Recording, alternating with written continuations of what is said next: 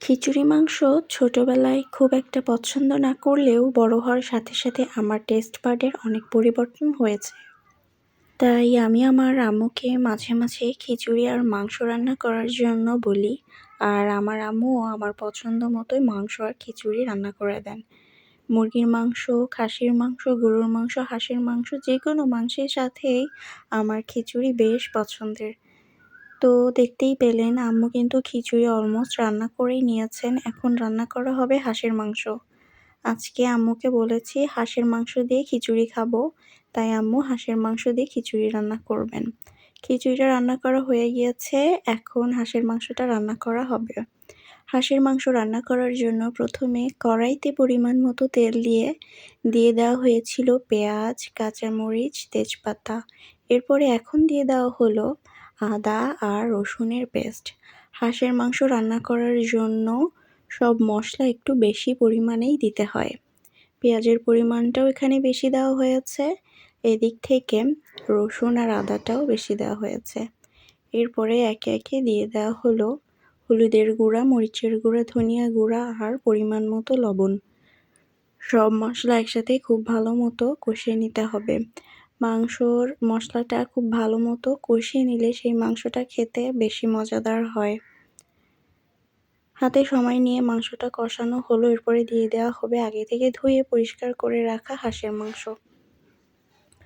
হাঁসের মাংসটা ছিল দেশি হাঁস, আর দেশি হাঁসটা খেতেই বেশি মজা লাগে। আর হাঁসের মাংসর মধ্যে এই যে দেখেন একদম তেল হয়েছে। আর দেখবেন ঢাকায় হাঁস তেমন ভালো না পাওয়া গেলেও গ্রাম অঞ্চলে কিন্তু হাঁসের মাংসটা ভালো পাওয়া যায়, পিওর পাওয়া যায়। তো যাই হোক, আমার আম্মু স্পেশাল অর্ডার দিয়ে মাংসগুলা কিনেছিলেন। হাঁস কিনেছিলেন অনেকগুলা, যাতে করে এগুলো ইচ্ছা অনুযায়ী যখন তখনই খাওয়া যায়।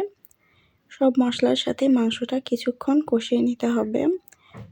তো এদিক থেকে দেখি খিচুড়ির অবস্থাটা কি।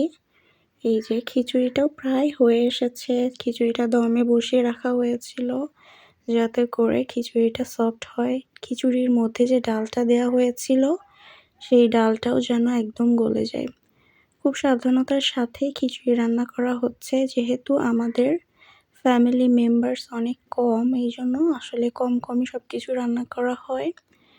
খিচুড়িটা একটু ঝুরঝুরে করে রান্না করা হবে, আর ডালটা গলার জন্য খিচুড়িটা দমে রাখা হয়েছিল যাতে করে চাল আর ডালটা খুব ভালো মতো গলে যায়।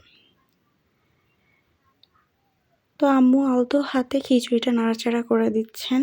খিচুড়িটা হয়েই এসেছে প্রায়।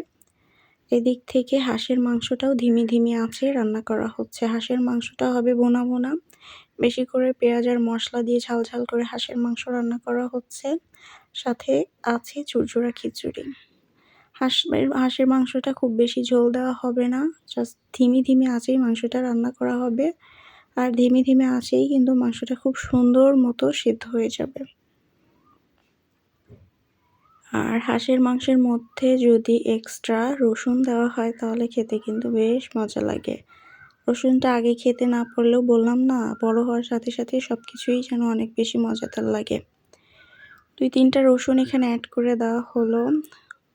আর বারবারই কিন্তু নাড়াচাড়া করে দিতে হবে যাতে করে কড়াইয়ের তলাতে লেগে না যায়। দেখতেই পাচ্ছেন কতটা ডেলিশিয়াস লাগছে, একদম ঝাল মশলাদার হাঁসের মাংস। আমার তো বেশ মজা লাগে। অনেকজনই এই হাঁসের স্মেলটা পছন্দ করেন না, তবে কিন্তু আমার কাছে বেশ ভালো লাগে। ভালো করে রান্না করলে সব খাবারই অনেক বেশি মজাদার হয়। হাঁসের মাংসটাও অলমোস্ট রান্না করা হয়ে গিয়েছে, খিচুড়িও রান্না করা হয়ে গিয়েছে, এখন মজা করে খাওয়ার পালা। তো যাই হোক, এই ছিল আজকের ভিডিও। খিচুড়ির সাথে হাঁসের মাংস কম্বিনেশনটা অনেক বেশি ভালো। ভিডিওটি যদি ভালো লাগে অবশ্যই একটি লাইক দিবেন, চ্যানেলটিকে সাবস্ক্রাইব করতে ভুলবেন না। সবাই ভালো থাকবেন, সুস্থ থাকবেন, বেশি আমার ভিডিও দেখবেন এবং সাবস্ক্রাইব করে দিবেন, লাইক করে দিবেন। সবাই ভালো থাকবেন। আল্লাহ হাফেজ।